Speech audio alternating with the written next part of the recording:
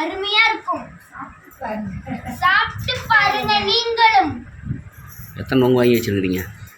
1 2 3 4 5 6 7 8 9 10 11. யாராருக்கு எத்தனை? ஆளுக்கு 2 2.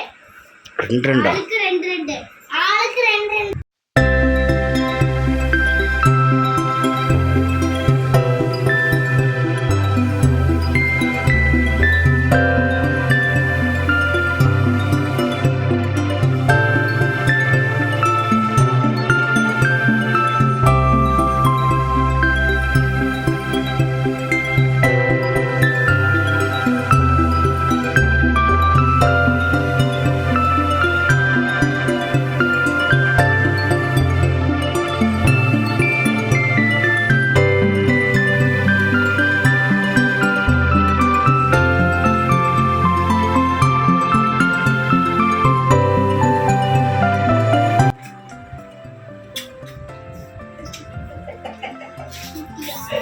பாத்தியா?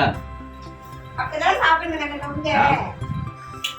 பெருவரல வச்சு அது சாப்பிட்டீங்கன்னா தண்ணி கீழே போகாம வரும்.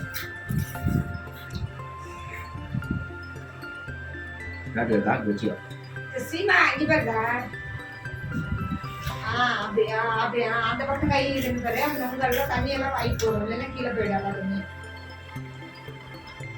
அதா அப்படிதான் சாப்பிடணும். இப்படிதான் காலி பண்ணணும். நீ சொல்லினால எடுத்து போய் செஞ்சு சாப்பிடணும்.